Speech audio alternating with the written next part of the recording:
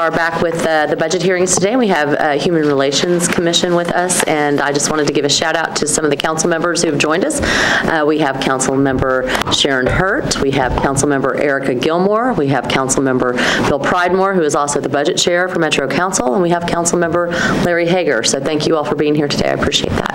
I'm going to ask you to introduce who you brought with you, but I'm going to turn this over to Talia first, and we'll come back to you. Great, thank you. Okay. Appearing before us now is the Human Relations Commission. Their mission is to protect, promote the personal dignity, safety, security of all people in Nashville. Their motto is one city for all people. Their current budget is $433,000. They have 4 FTEs, and they have a budget request today totaling $71,600. With that, Mel. Yes, well, thank you all, and council members, thank you for joining us today.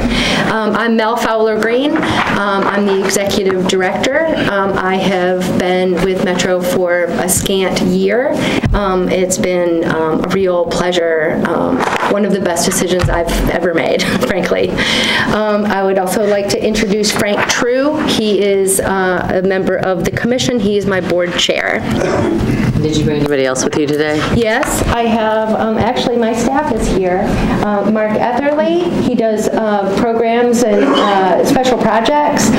Barbara Gunlardi is our community engagement person, and Samantha Perez does research and policy. Great, thank you all for being here. Great. Well, I appreciate it. Okay. Sure. Yes, we have 2 budget modification requests this year. One is a commission initiative. Another is a request for an additional FTE.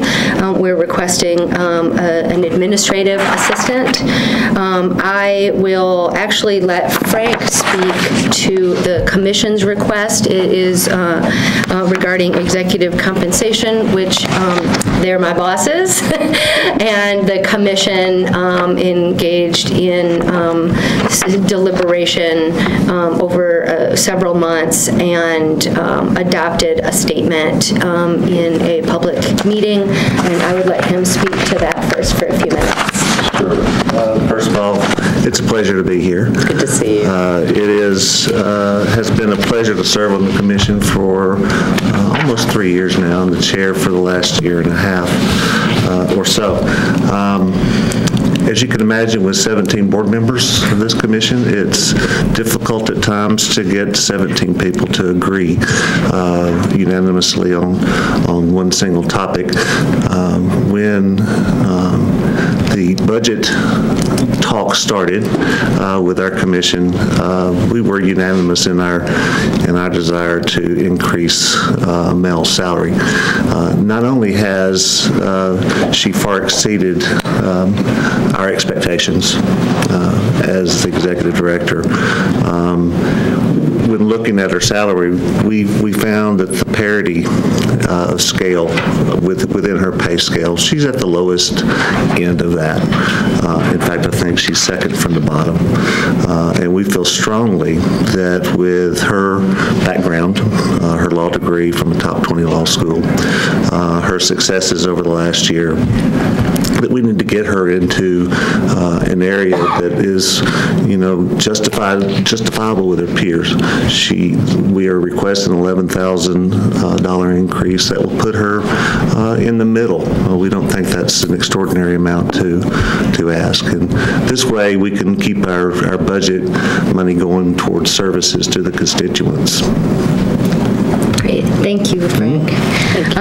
And our other request, as I said, is for an additional FTE and administrative assistant. As Talia said, we currently have 4 full-time employees. All of us have advanced professional degrees, and this structure and really significant investment in talent has allowed us to engage more substantively with the constituents and to create programming planning, events, and policy initiatives that I think are, frankly, more substantive than you might have seen from our department in years past. This past calendar year, our staff was directly involved, for instance, in planning and executing 39 events, 22 of which were speaking events that touched over 115,000 constituents. But frankly, our staff is burdened with some administrative functions. I don't believe that it's necessarily efficient to have your executive director doing data entry, which, sometimes that happens. Do you guys have any interns? I'm well on the road to get interns. Yes, that's definitely a dream of mine. So we are looking to use interns. We have a small office. One problem with multiple interns who will only work for short periods of time, having worked with interns for many years as an attorney at a nonprofit, I know that it is an investment in bringing people up to speed to do something substantive, and then you lose them. And if we have multiple, we will have some space issue. So with a administrative assistant, I really believe that our staff will be able to concentrate on constituent services and substantive work to, around policy and research and community engagement, and we can, in fact, increase our programming. I know that this is coming down the pike, but you also have another FTE request, not for this year, but for next year, which would be a program specialist. Yes. And I think that you're talking about doing training. That person would do training. Yes. So talk to me about that as we look at thinking about where training happens across the metro government. Yeah. Why wouldn't this just be a place to put this in HR? The stuff that you're talking about sounds like HR stuff. We actually do training that I don't believe HR does do, and I would argue that it's not substantively in HR's wheelhouse. Perhaps some of the Title VI training could be through HR, but I think we've made a real effort to analyze our Title VI obligations metro-wide in a way that I don't believe has been done in several years. We're engaging in a research project on language access under Title VI. We're doing that metro-wide, and the Title VI trainings that we're doing this year include a real educational and data gathering piece from every department during the training on things like language access. So in some ways, I view the Title VI training that we're doing sort of part and parcel to our research and policy work. So I believe that we are best suited to continue that training. We're also doing mobile diversity seminars, which we're very excited about.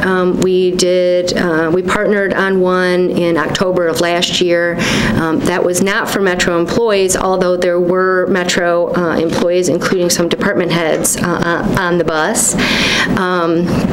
And we are currently partnering with MNPD on a full-day diversity seminar on a bus for the whole recruit class, with the hope that that will be a regular part of the police academy's training every year. We're also working with them on taking the entire lieutenant class on the tour. And the tour is more substantive than, here's Nolensville Road. We have, given the connections that we have with communities across Nashville, we are able to get some of the real leaders in the room to do that training for each of the communities that we want to participate. and I don't believe that that's necessarily the kind of training that HR. I don't think it's the kind of training they're doing now, but again, just thinking about where service delivery is and what the model looks like. Do you all still do investigations? We do some investigations. We take complaints. We constructed a new database in order to collect information on every one of the constituent calls that we get regarding discrimination or perceived discrimination. And about how many calls did you get last year?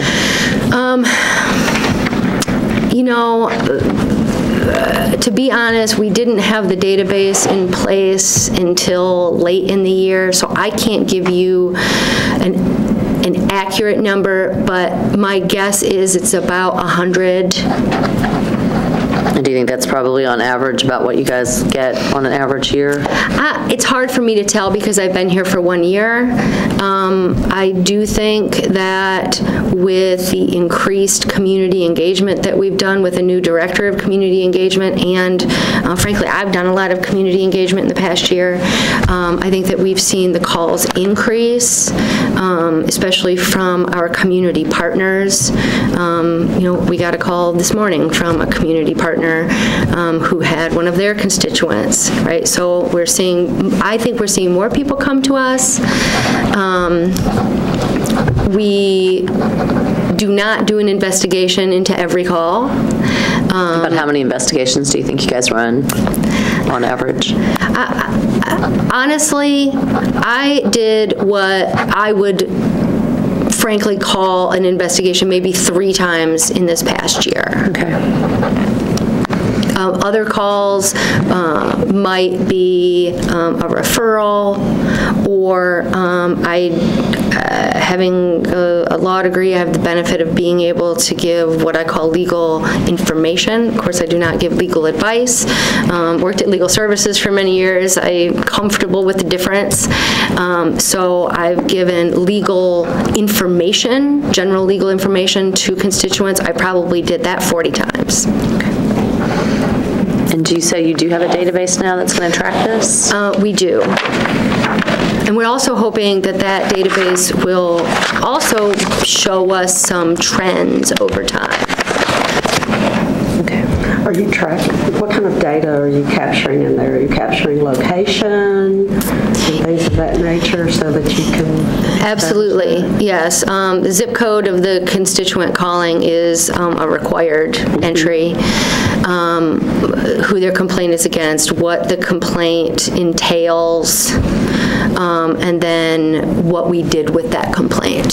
So how does that data gathering track back to any other data system in Metro or any other constituent? It doesn't. It doesn't. No. It doesn't. As a matter of fact, we're looking at CRM. Yeah. Okay. Yeah, and ours is not a highly sophisticated client tracking system that you might see at social services. Ours really is just a database. Right, because like if Council Lady Gilmore gets a call, how does she know that they haven't also reached out to you? How do we know that you haven't reached out to the mayor's office? If we got 15 people scrambling to fix this, but nobody knows that anybody's doing it, I think that continues to be an issue for all I would of us. really like that, and I've had opportunities to sit down with our friend Mr. Durbin about that very issue. I think, don't we have something on that? Yes, we do. Yes, we do. Good. All right, good. Thank you. I've got nothing else. Because we're looking at this from a 3-year perspective, Yes. what do you think success looks like for you at the end of that 3-year period? Well, because I believe in radical honesty, and I can never not tell you the honest truth, one real measure of success for my department will be when issues arise or when conversations of community conflict are sort of happening, that we are seen as a trusted resource for either mediating conflict or providing substantive, trustworthy policy recommendations. And so for me, that requires having the community know who we are and what we do, and having policymakers and decision makers know what we do and trust what our input is. Okay. Thank you. Thanks. Rich, anything? No, good, thank you. Thank you both for being here today. Thank you all for coming too. It's good to see you all. Appreciate it.